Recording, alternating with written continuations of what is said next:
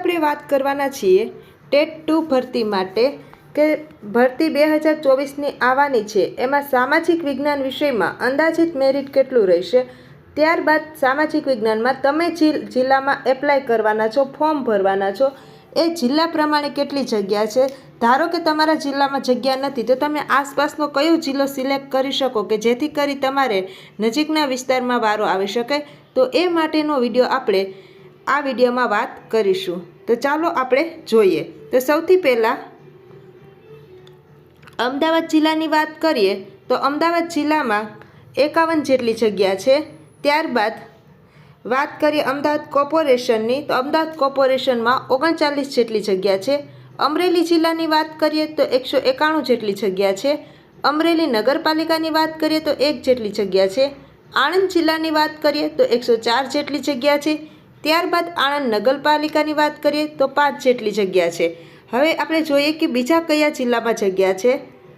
તો ત્યારબાદ ભાવનગર જિલ્લાની વાત કરીએ તો ભાવનગર જિલ્લામાં ભાવનગર કોર્પોરેશનમાં 1 જેટલી જગ્યા છે। બોટાદ નગરપાલિકામાં જગ્યા નથી। ત્યારબાદ વાત કરીએ છોટાઉદેપુર તો છોટાઉદેપુરમાં 128 જેટલી જગ્યા છે। દાહોદ જિલ્લાની વાત કરીએ તો 230 જેટલી જગ્યા છે। ડાંગ જિલ્લાની વાત કરીએ તો 43 જેટલી જગ્યા છે। દ્વારકાની વાત કરીએ તો 100 જેટલી જગ્યા છે। ત્યારબાદ વાત કરીએ તાપી જિલ્લાની તો તાપી જિલ્લામાં કેટલી જગ્યા છે તો કે તાપી જિલ્લામાં સામાજિક વિજ્ઞાનમાં 1 જેટલી। ઊંઝા નગરપાલિકામાં જગ્યા નથી। વડોદરા જિલ્લામાં 128 જેટલી જગ્યા।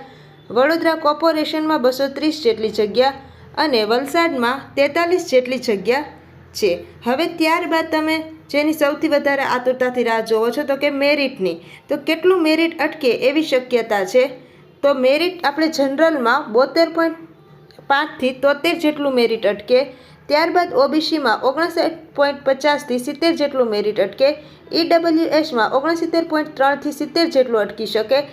એસસીમાં 69થી 70 જેટલું અટકી શકે। એસટીમાં 67થી 69 જેટલું મેરિટ અટકી શકે। ત્યારબાદ પીએચમાં 68થી 68.5 જેટલું મેરિટ અટકી શકે।